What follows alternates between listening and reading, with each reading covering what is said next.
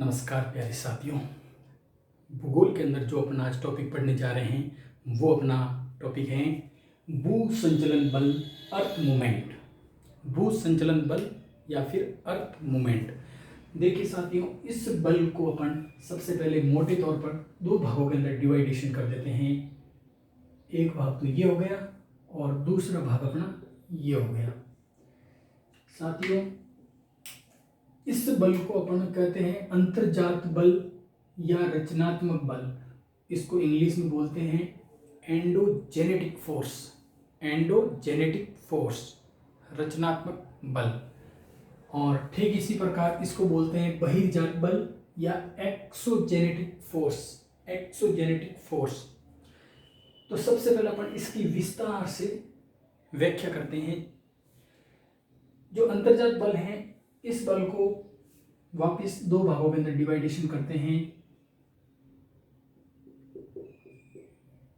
पटल विरूपणी बल और आकस्मिक बल। पटल विरूपणी बल और आकस्मिक बल।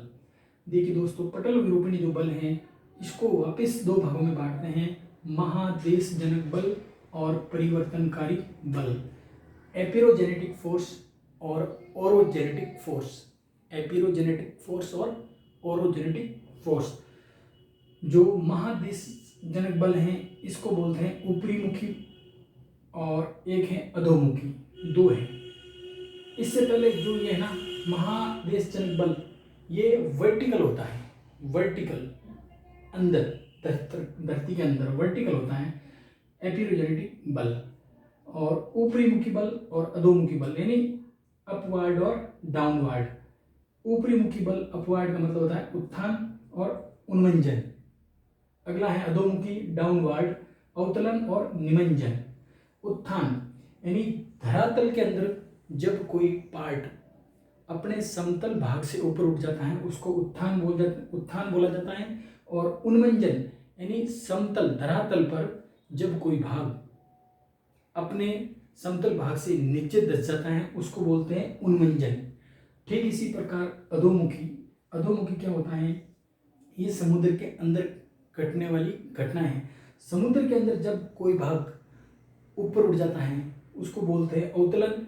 और समुद्र के जो धरातल भाग से नीचे धस जाता है उसको बोलते हैं निमंजन। यह है महादेशजनक बल। अगला है परिवर्तनकारी बल। परिवर्तनकारी जो बल है उसको बोलते हैं ओरोजेनेटिक यानी हॉरिजॉन्टल। हॉरिजॉन्टल जब कोई घटनाएं घटित होती है ना वो बोलते हैं परिवर्तनकारी बल। इस पूरी परिवर्तनकारी बल के अंदर ये घटनाएं देखने को मिलती हैं। एक तो होता है तनावमूलक बल और एक होता है संपीड़नात्मक बल। इसको तो बोलते हैं अपसरणकारी बल और इसको बोलते हैं अभिसरणकारी बल। अपसरण बल, जब कोई दो प्लेटें विपरीत दिशा में गमन करे तो वो अपसरण कहलाता है। क्या कहलाता है? अपसरण। और जब अभिसरणकारी, नेक्स्ट ये संपीड़नात्मक बल की बात कर रहे हैं अपन। दिस इज संपीड़नकारी बल जो है वो है अभिसरण। जब धरातल पर या पृथ्वी के आंतरिक भाग में, समुद्र में जब कोई प्लेटें आपस में आमने सामने आती हैं उसको बोलते हैं अभिसरणकारी फोर्स। तनावमूलक बल के अंदर इसके जो एग्जाम्पल है, तनाव, जब किसी चीज के अंदर तनाव होगा तो उसके उदाहरण एक है चटकन। चटकन टूट जाना, दरार पड़ जाना, भ्रंश हो जाना। और संपीड़नकारी बल के अंदर होता है कि वलन है, सवलन है। ये इसके टाइप्स हैं। कहने का मतलब ये हैं, ये इनके सब टाइप्स हैं। अब अपने पास में एक मोटे तौर पर मुख्य रूप से दूसरा भाग है बहिर्जात बल या एक्सोजेनेटिक फोर्स। अनाच्छादन, डेन्यूडिशन। बहुत इंपॉर्टेंट टॉपिक है दोस्तों, बहुत इंपॉर्टेंट टॉपिक है डेन्यूडिशन कि भाई किस चीज़ से अनाच्छादन होता है, वो कौन सी जो क्रिया हैं उनके माध्यम से अनाच्छादन होता है। वो है एक तो अपक्षय, अपर्दन, परिवहन और वृहद संचलन, मास मूवमेंट। वृहद संचलन, मास मूवमेंट, जब कभी भी धरातल पर या पहाड़ों से बड़ी मात्रा में कोई चट्टान का खिसकना, कोई हिम स्खलन का खिसकना, वो इसके अंतर्गत आएगा, मास मूवमेंट के अंतर्गत। This is mass movement. And जो अपक्ष है वेदरिंग, वेदरिंग भी तीन टाइप के होते हैं, भौतिक, रासायनिक और जैविक।